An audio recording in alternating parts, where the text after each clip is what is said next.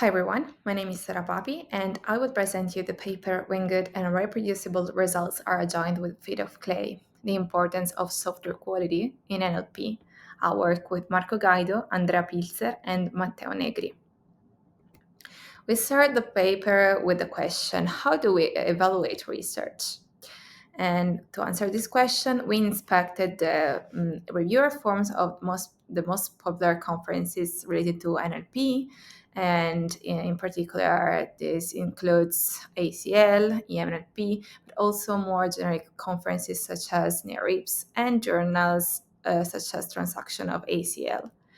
And we found that in research, we usually evaluate three aspects. The first one is the soundness of the experimental settings, whether the results presented in the paper are reproducible or not, and if comparisons with previous state of the art are present.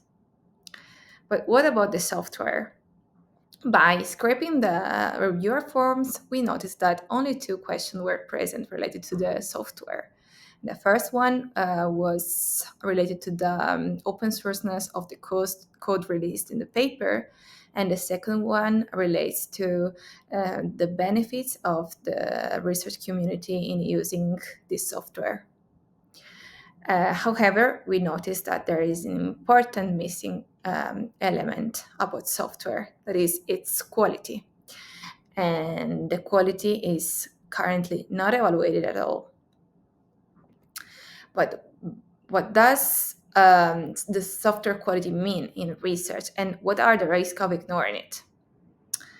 To answer this question, we individuated some of the attributes of the software quality assurance discipline that are related to the research. And in particular, we found that the reproducibility is mainly affected by two attributes.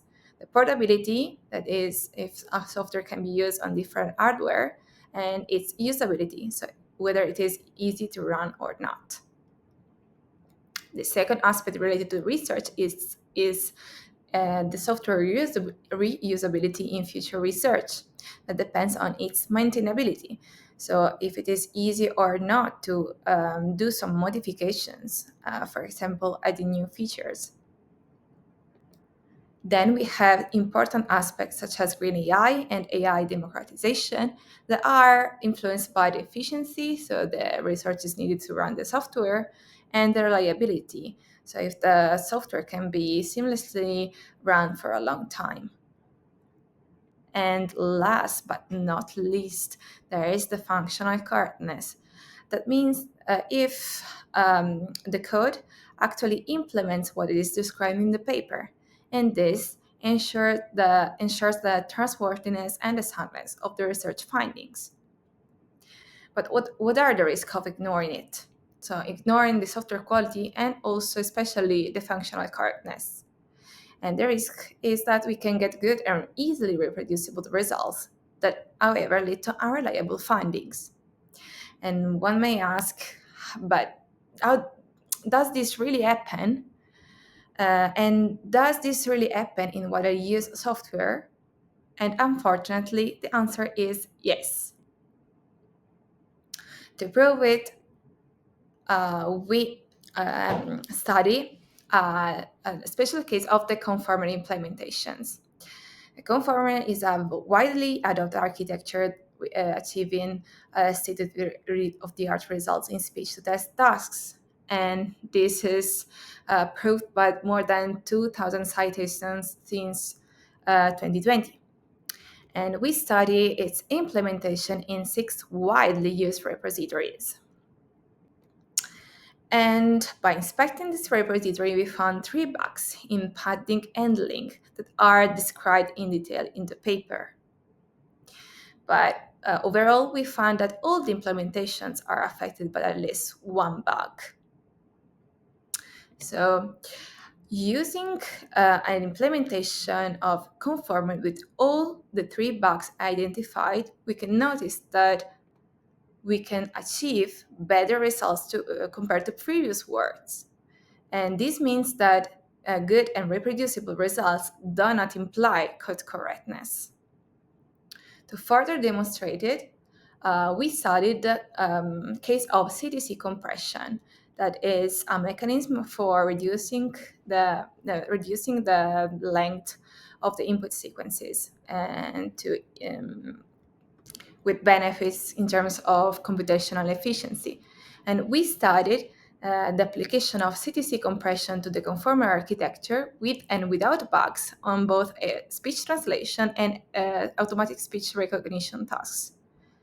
And we noticed that while we can achieve statistically significant improvement when using the code base with bugs and applying the CTC compression to the conformer, this is not the case when the CTC compression is applied to the correct code base and to the conformer.